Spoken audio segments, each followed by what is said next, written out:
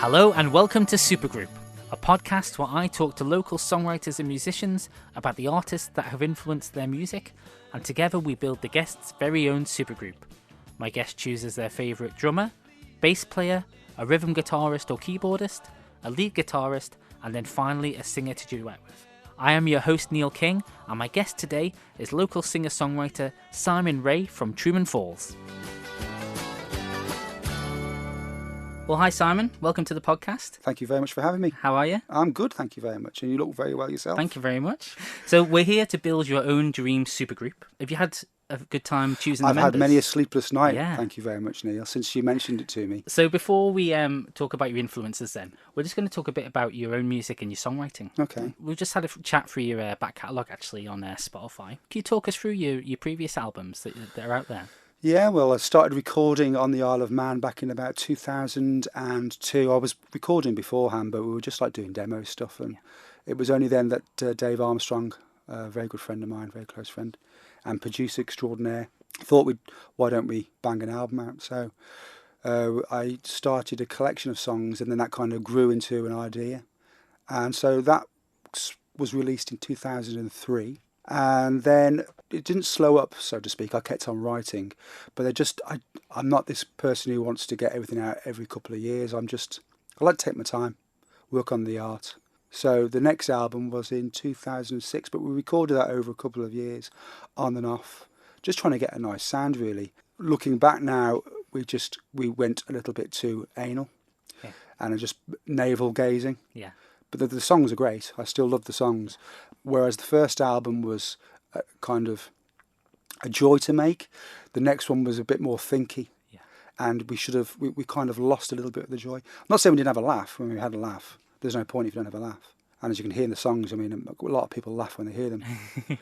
When that was done, I started writing again for the next album, which is a bit more, it's very loose in a concept, but I started doing that. So we're recording at the moment, and this one's quicker. This one is, I mean, all the tracks are down, and we've got drums coming in next week. That's it. Yeah. Wow. How many tracks are you aiming for? That will be about 10 tracks, but I've talked to Paul Tier and also to Mark Burrows, who are the guitarists in the band, and I quite fancy an instrumental. So I've said if they want to have a bash at doing something to keep it in kind of tune with the album. But I just quite like the idea of I've been listening to Dwayne Eddy. Oh, wow. Okay. How good is Dwayne Eddy? Yeah. So, and I just thought, I like a bit of that. I like a bit of Dwayne. I love the name as well, Yeah, Dwayne. it's good, isn't it? And Paul and Mark are just so talented, aren't they? Yes, they are. Let's not talk about them. Makes you sick. Yeah, I know. Yeah, I've just had a little note actually from listening. I've listened to your stuff quite a lot, and you just confirmed that really. So I do think that you kind of pour over every word and every note when you are writing. Is that the case? I don't really look outside to see what I do. I have a passion for it. I know that, and it's perpetually on my mind. Yeah. I'm either writing or I'm singing in my head and coming up with ideas. I love playing with words. I love the quirkiness of words, the playfulness of words. Melody, I love melody. Yeah. I wouldn't call myself a songsmith or a songwriter. I just have a joy for doing it. And the look is that I've got somewhere to record it and play around. Releasing the songs is great to do. It's the studio. Yeah. The creation is working with Dave and Paul, and that's the special time. And afterwards, it's like it's not superfluous. It's the byproduct of creating. Just going back from your recordings, then, what was the first collection of songs? Do you remember the name of it? I remember the first song I wrote. Go on. It was called Snowman. Snowman. And I was in Birmingham sitting on top of my top bunk bed, looking out the window, kicking my legs, and a melody came into my head. And the word snowman. So I started, and it said, "Snowman, can't you believe that it's Christmas time?" Oh. And that's back in the 70s. When Christmas songs were big? Yeah, yeah. It was Easter. Yeah. It just snowed in Birmingham Easter. No, but so I remember that. I've always loved music. I've just loved melody. I mean, being brought up with listening to a cacophony of different styles, just from your parents. Yeah. And then I had an older sister. I still have an older sister. Yeah. And she got me into the teenage years through her bedroom wall. Wow. Listening to the of Wham and stuff like that. Amazing. And Haircut 100 and Talk. You just follow. And then I think I got to about oh, I don't know. I think it was OMD, Architectural Morality album. That's when I started going, oh, I think I like this kind of style. Yeah. So you start becoming independent and of your family's influences. Yeah. So, Fantastic. yeah. So that was the first song you performed. I just want to remind you of a little EP you did back in the day. Wow. Do you remember that? Yeah, that was recorded in London. That Was it? Yeah, that was when me and Paul and a good friend of ours, Carl Holden, we all went down to London to find fame and fortune. Ended up working in a hospital. Well, that's more important, really. Yeah, well, you It's think more not for useful. my health, Yeah, it wasn't. yeah. Not for my rock star health. Yeah.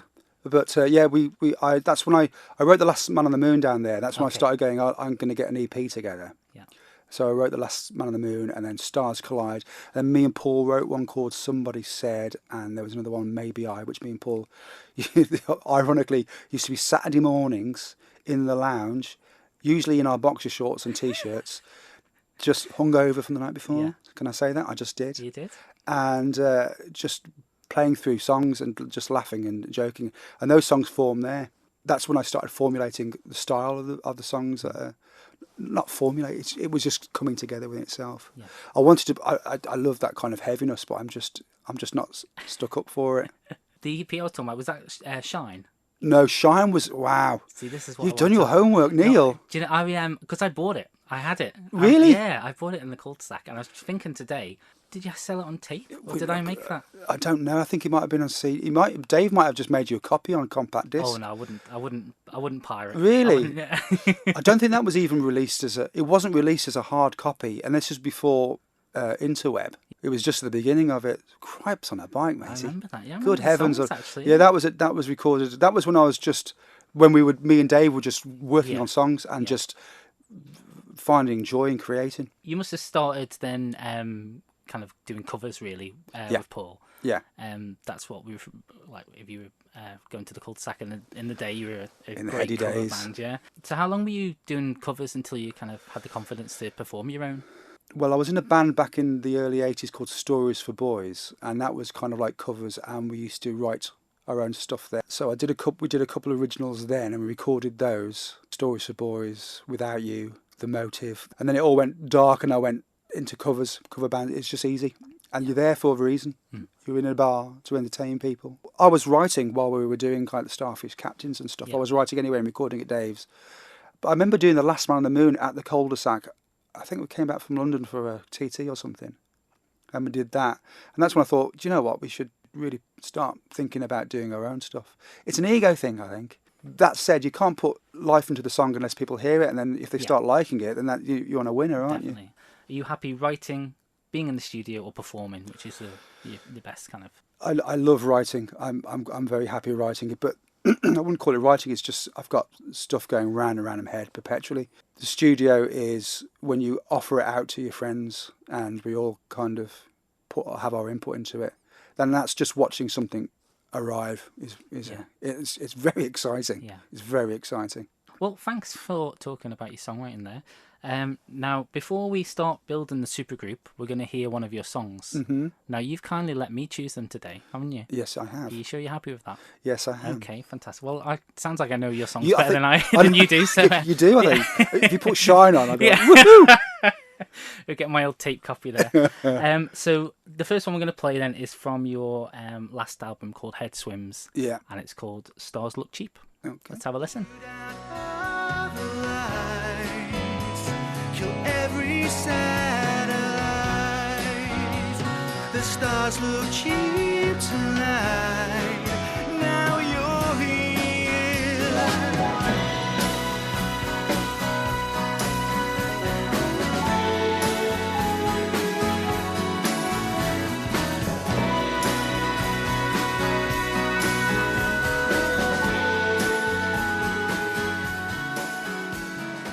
Okay, that was Stars Look Cheap by Truman Falls. So let's go back further in time and talk about your earlier influences. So what songs were in the house growing up? Oh, thousands. I remember the first song I remember enjoying was Fireball XL5, which is from a television series. Okay. I had a massive fixation on the end theme tune from Stingray, Aquamarina. That was a good one. I Yeah. had a crush on her as well. No, honestly, I did. Massive crush on her. I used to sing that a lot.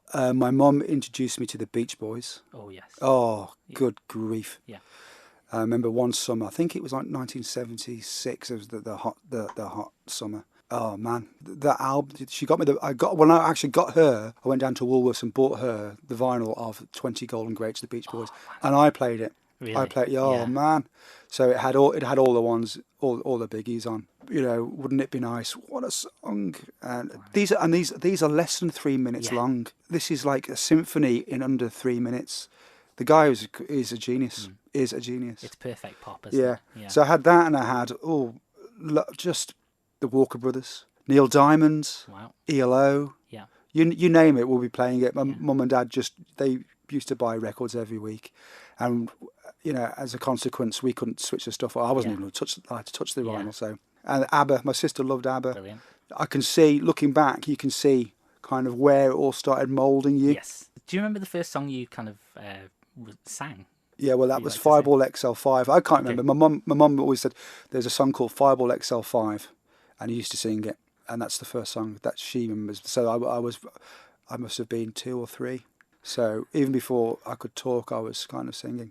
I don't know if it made any sense, melodically. But Aquamarina was one of the songs that really kicked off for me was The Sun Ain't Gonna Shine Anymore by the Walker Brothers. Yeah. Makes me cry now. Yeah. It's just incredible. So sad, isn't it? It's just incredible. Yeah. A beautiful, beautiful song. And it's been covered loads, but it's still that kind of You version. can't beat when you hear that. It's like most things. The first version that you hear will be your song Yeah. for life. If you listen to another cover, even if you heard something that was covered from the Beatles, so you heard The Long and Winding Road by, I don't know, Russ Abbott. Yeah. Okay, that would still be your go-to. Yes. I think. I That's could be true. completely wrong. Yeah. And when you listen to the Beatles version, you go, yeah, no, but it's not because Yeah, that's the earworm that It's you your get. original one. That's isn't your it? original, yeah. I don't know if Russ Abbott has recorded the. I bet he has. Yeah. We'll get him on Why the did I phone. say Russ Abbott? Of all the people, I know. there's my muso. You Is see, he your drummer? We're gonna start. He was a drummer, wasn't he? I was think? he? Yeah. Good. You know, you're very good at this I know, DJing stuff. Tell you, it's just all coming to my head. Yeah. Channeling Bob Harrison. That's what I'm doing. That's it. Do you remember the first song you kind of learned to sing properly then, or you sang around the house? Yes, it was Why Must I Be a Teenager in Love? Oh, what a tune! Yeah. Why must I Yeah. be? I used to sing that in the gully, which is the alleyway in Birmingham in the back. Yeah. And that was just an earworm. And I just thought, why must I be? And I wasn't even a teenager. Yeah. I just loved the down melody, Yeah. the kind of decreasing melody. Yeah. All those songs. Yeah. I think we had like a rock and roll greatest hits CD we've always played, or album. That was definitely on there. Yeah. They're just so catchy, aren't they? They're just little pop gems, and you go through like your teens and upwards, and you kind of reject all that. You kind of go, I've got this is my music, you know, the 80s and 90s are mine, my Oasis or my what, and then you get to a certain age, you do start looking back, and then you kind of go, I took all that for granted, really, and then you go back to. I don't where the seeds were sown. Maybe I'm not too sure. It's not something I sit and scientifically think about. It's just maybe it does give you that kind of thought of when you were younger. Yeah. I don't know, but the simplicity. Yeah. You know. It just works. Doesn't it?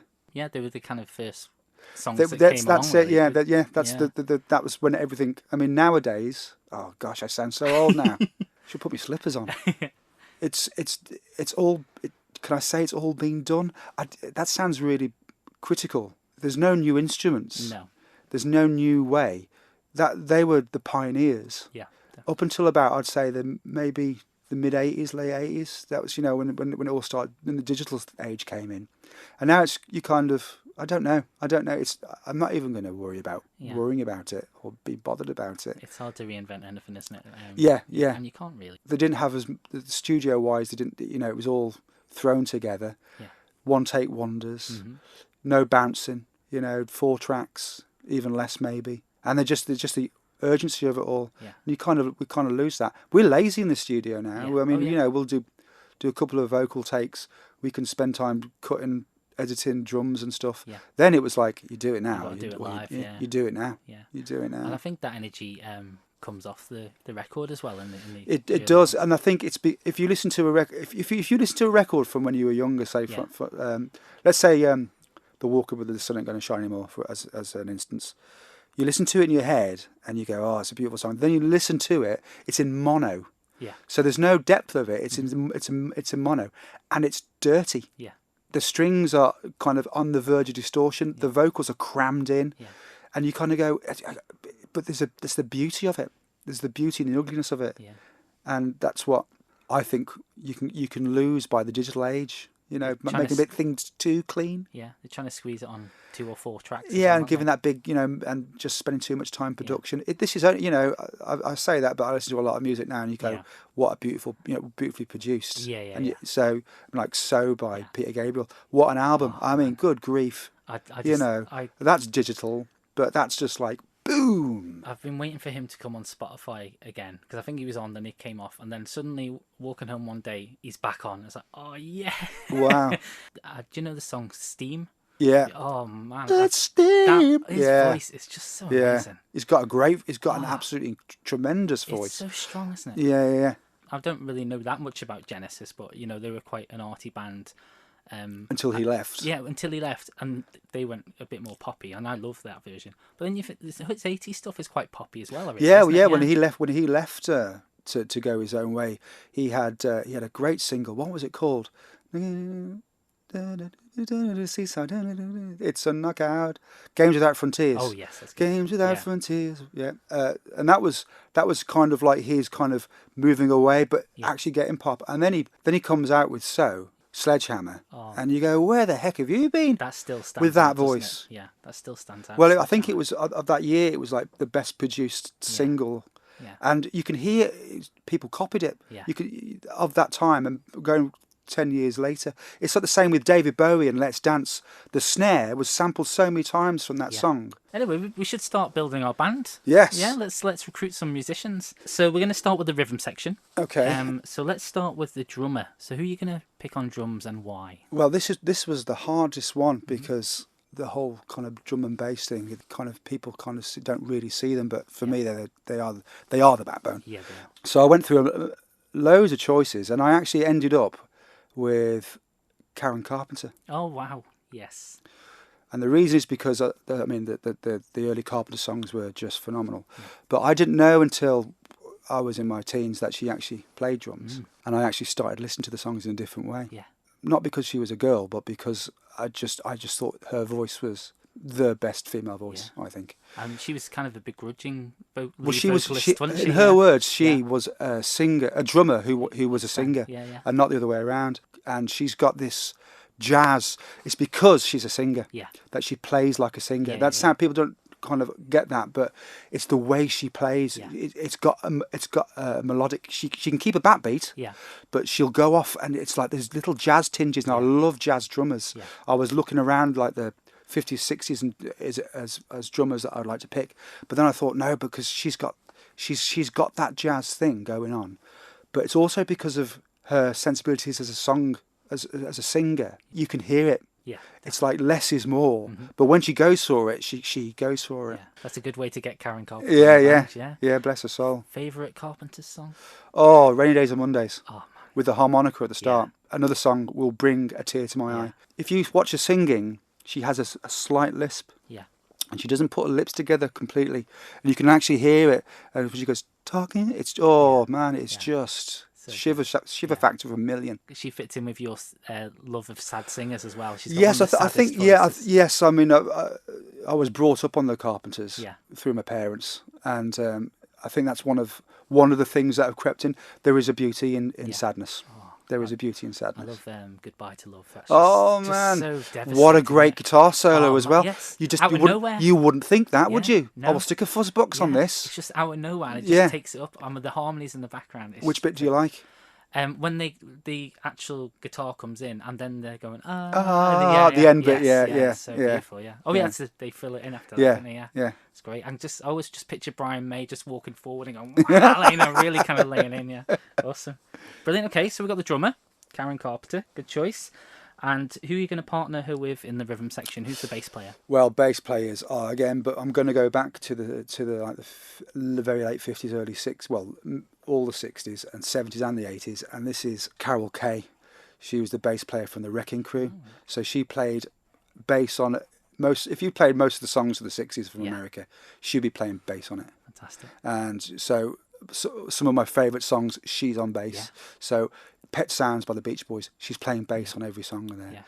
Yeah. Wichita Lineman by Glenn Campbell, bum bum bum bum bum. Yeah. She's playing bass on that. She's I mean, I could sit here and just reel them off and off. Oh, the stuff she did with Phil Spector, melodic. Yeah. She can keep a straight beat if she wants, but you say to her, go for a bit of melodic. She'd go for it. Amazing. And in that time, you know, a woman on Yes. bass guitar as well. Like you see all the photos of the Wrecking Crew as well. They're all like hairy old men, aren't they? And she's in the middle. Balding old bass. blokes in white shirts and ties, and there she is rocking it with the glasses on. Fantastic. But that's what I'd like to think. This is the romantic side of it. Is because she was just really good player. Yeah, exactly. She just and like, you're playing bass for Brian Wilson, who kind of was the bass player in the Beach Boys. Yeah, so you've got to be good, haven't you? Yeah, you know? exactly. Yeah. It's great. Oh, the Wrecking Crew is so fascinating. Oh man, Glenn Campbell was in the Wrecking Crew for a while, and he the amount of songs he played on, Strangers in the Night. I mean, what a job in that era to kind of wake up in the morning going, I'm doing Frank Sinatra, then I'm going to go to Phil Spector,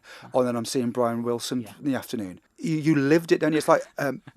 It's just, and then the drummer, Hal Blaine, he actually played on the songs that Karen Carpenter didn't sing on the albums. Hal Blaine would play. Okay. And he said what a great drummer she was. Yeah. In which case, why did he play on them? Yeah, that's should have let her play. Yeah. Oh, God. Yeah. Brilliant. So Carol Kay on bass. Yes. Yeah, and Karen Carpenter. Yeah, all the Carols. Yeah, brilliant. We've talked about your earlier kind of memories of music. So let's go a bit into the future and talk about the bands you discovered in your teens and early 20s. Well, there was OMD was one of the first. It was like they had your Duran Durans and stuff, but I remember hearing Souvenir by OMD. That's just ethereal. That will be the song that they play at Heaven's Gate if there's a heaven. Really? But like Architectural Morality, which is from the album, so that had like Joan of Arc and Joan of Arc Made of Orleans. It's just experimentation. Very much like Kraftwerk in a kind of way, but it still had kind of like a pop sensibility, so it's quite accessible, but it was just really weird at the same time. Yeah, so that was that, and then I remember hearing Talk through my sister's bedroom wall. That was me. I was hooked on Talk from the first album, and I grew with them because they grew themselves from like the Parties Over the first album to the It's My Life album to the Colour of Spring, throughout the Spirit of Eden and onto Laughingstock. People go Radiohead were amazing. These were Radiohead cite Talk as being an influence, and that's and you can see why if you listen to them. So I grew with them, and Mark Hollis. There's something I've called. It sounds quite pretentious. I call it a Merlin sensibility, whereas most bands, I won't say all, but most bands go through a thing where they start off trying to be interesting and they end up being poppy and doing covers. Whereas you've got these Merlin state, which is David Bowie had it, where they start off kind of poppy, but then they get older and older and older as they mature really well. And that was Talk. They started pop, but they just finished up completely.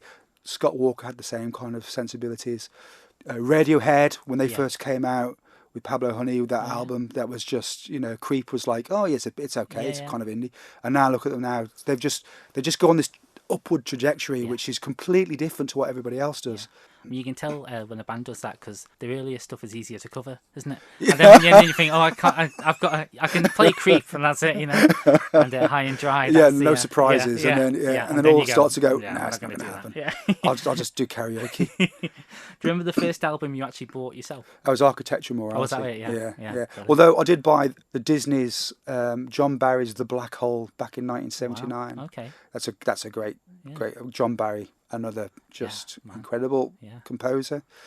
He's known for James Bond. Get rid of the James Bond kids. Listen to things like The Black Hole or Midnight Cowboy. Wow. Okay. Oh, wow. Beautiful. Yeah. And do you remember the first band you seen? One I can remember vividly was when we moved to London.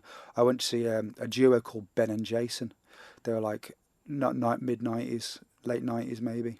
They were incredible. They played down at Spitalfields, and I watched them, blew me away.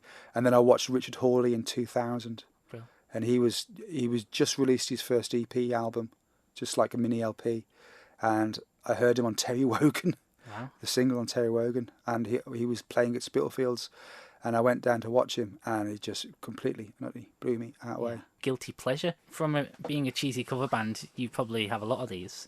So is there anyone you're a bit ashamed of? No, Or not love? really. No, I used to be, but I remember Bob Harrison said to me, a great one. He said, "There's no such thing as good or bad music. It's just songs you like and you don't like." Yeah, that's true. And guilty pleasure makes it sound like it's naughty, and it shouldn't be. Yeah. There was a time when I was younger when I'd go, I'm not going to mention Barry Manilow. Yeah. But now I'm quite there's some songs that Yeah. if you played them, people go, "That's a great song." The Carpenters had it, you know. I remember in the 80s, the Carpenters were sneered at by musicians, and then all of a sudden they released an album called "Everyone Wants to Be a Carpenter" or something, and you had like Buffalo Springfield and stuff like that playing on it, and all of a sudden everyone was going, "Oh yeah, I love the Carpenters." And you thought, "No, you were snigging at them last week." Yeah, definitely. I mean, a lot of But I bands was have just that. as bad. Yeah.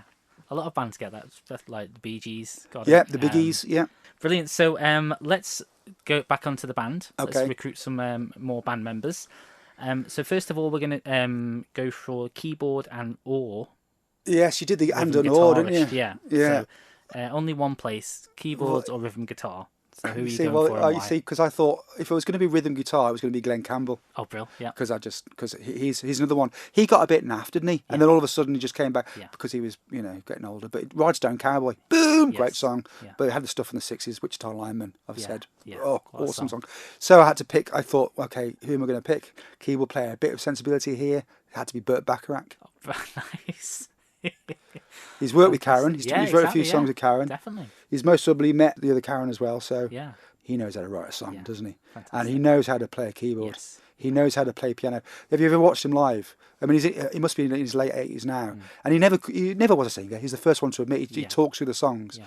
But you just watching him play piano, and he comes up with those melodies. Beautiful, beautiful music. So I'd have him because he'd just be a force to be reckoned with arrangement wise. And he's just I do love jazz, and his jazz sensibilities are really very sharp and keen. He can give a dissonance with it, but it really works. It's not trying to be arty. It just works for the song. Okay. Well, Bert's in. Bert's in. Welcome aboard, Bert. Sit down, Bert. Yeah, here we go. And so this is a big one. Lead guitar. And why? Who are you going to have on lead? Well, I'm going to have, who I've mentioned before, Richard Hawley. Now, he's quite a new one for me. He's met the past 20 years. He's been going around with a band called the Long Pigs and stuff. But he, like I said, I went to London and I heard him on Terry Wogan, and I just heard the guitar sound and thought, this is like 50s. Sounds like the 50s. This guy's not around now. So I went to watch him, and he stole me. The first gig I watched him, he just stole me. There was about 30 of us in the room. He wasn't known at all. And it's just his guitar sound. It could be from the 50s and like early 60s. But it's, again, his sensibility. He's just less is more. He's got that kind of melodic play, which works beautifully. His new albums are a bit more commercial, but his old stuff like Cole's Corner or True Love's Gutter, which is a gorgeous album, the guitar sounds, it's usually, dare I say, what I usually mention to the boys again, just try and find that Hawley sound, that kind of reverb drenched but melodic sound. Paul's got it in buckets. Paul is very much the same kind of sensibilities of Richard Hawley, in the respect that he'll get something very melodic very quickly.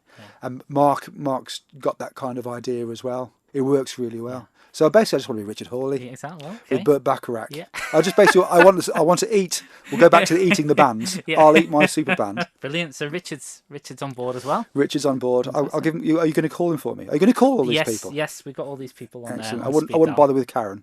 Well, we'll get someone. We'll phone her brother and see who he recommends. Okay. Let's hear another song. I'm going to choose this other one as well. Again, now we're going to go through Apple of My Eye from your last album, Head Swims. Tell us about this song. Well, this is this would be actually quite cool for the supergroup to play, because it's got that kind of idea with that kind of skippy drum beat going on, lovely bass from Dave, that kind of 50s Hawley-esque guitar. And I wrote it. It's for my son. It's about my son Jonah, and I just wanted to do something like in that 50s idea of keep something short and sweet to the point, and don't embellish with the lyrics. Just go from the heart. So there we go. Okay, let's hear it. All my life I've never seen such virtue. All my life's been blinded by the blessing of you. So I pray every night for the light and the love you're giving me. Apple of my eye, apple of my eye, apple of my eye, apple of my eye. Okay, that was Apple of My Eye by Truman Falls.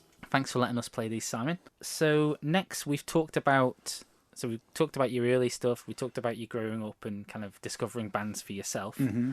Now, are you an old fart like me, or do you like any new bands or artists? I do. I've keep my ears open. I don't do the charts anymore. No. I don't think anyone does. No. It's just a combination. I'm just trying to think what I bought recently. Have you heard Wise Blood? She's awesome. She's very good. American, but she sounds British for some reason. Right. Bit of Carpenters, but weird. Okay. So it's kind of like kind of folky, kind of. It's beautiful. It's called "Resink the Titanic" is the album. Oh wow. Have a listen to it. That's a Honestly, nice title. you'll love it. It's Yeah. really and she's got one of those voices. You Yeah. go, oh, Fantastic. why does she have to have it? Yeah. Why can't I have it? It's called a jealous voice. Oh bless. So next then, for your band, you're gonna pick a songwriter to write a song with. First of all, tell me a few of your, without picking your favourite one, tell me a few of the near misses. There's so many songwriters are the big thing. If you can write a song, you know. Yeah. Burt Bacharach Yeah. writes a song like Richard Hawley's written Yeah. a lot. Brian Wilson, good Yeah. grief on toast. Wow. Those people kind of encompass a pop sensibility. Yeah. And I'm going to have to mention Mark Hollis from Talk Talk because he is. I mean, Scott Walker's very, very close. Scott Walker is absolute genius. In his last two albums for Philips Fontana, which was Scott 3 and Scott 4, were incredible. Those would go on Desert Island with me. Yeah. But Mark Hollis from Talk Talk is not a songwriter, he's a composer. Yeah. He's kind of takes everything back to composition. His songs are just, can I say, spiritual? Yeah. Yeah, just Brilliant. beautiful. Again, give me a few nearly misses for the lead singer. Me? I want to be No, there. you're in it. I want to be there. Yeah, so you Okay. duet with All right. these. Oh, right, okay. Well, it's going to be Scott Walker Okay. because he's got the voice. Yeah. The voice. There's something intrinsically sad about his vocal. Yeah, and we love that. And I love it. But you listen to him when he started up. I mean, he started up doing like stuff in the 1950s again. Yeah. And then he got into the 60s, and 1969 was when Scott 4 came out, and it's just every song on that is, his voice. He went to a vocal trainer because he wanted to get rid of his vibrato. And why would you want to do that? That's just a beautiful part of his voice, Yeah. the vibrato. So his kind of latter period stuff, he went off into experimentation. Good for him. Yeah. Not my kind of thing, but though there's like 3 of his albums. There's a song called Joanna, which he did in the 60s. Man, it's cryable. Yeah. It's shamefully good. So Scott's in as well. Scott's there. Scott's in. Nice duet. This is actually a super duper lemon scooper It's band. brilliant, isn't it? Good Brilliant. grief. Now I'm going to offer you a one-off gig, your dream venue. So where would you pick? So it can be either somewhere you've always dreamed of or somewhere you've done. Ronnie Scott's. Ronnie Scott's. Yeah. Where you said Yeah. Park Street in Camden. I went Yeah. to see. I can't remember who I saw there. It just shows. I went there, and it wasn't the artist. It was the venue Yes. that impressed me the most. Gorgeous, isn't it? It's just that's how weird is that? Yeah. That you can't remember who Yeah. you went to see, Yeah. but it was the place, and it's there's the intimacy about it, Yeah. and that you can chat. I Yeah. just like the idea that you can chat in between songs. Yeah. I think it's the older I get, the more I kind of relax Yeah. and enjoy it yourself, Yeah. and not try and be there to. Fantastic. There are 2 places on the Isle of Man which I love. There's the Groudle Glen. We do that every year for Alex Yes. Brinley down the Groudle Glen for the Steam kind of thing. That is just a Sunday afternoon, and it's beautiful. Yeah, It's really good.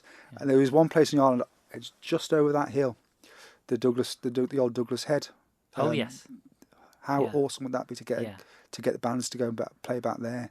The On a little s- bandstand. yeah. Oh yeah, it's beautiful. Isn't it? A summer afternoon. Yeah.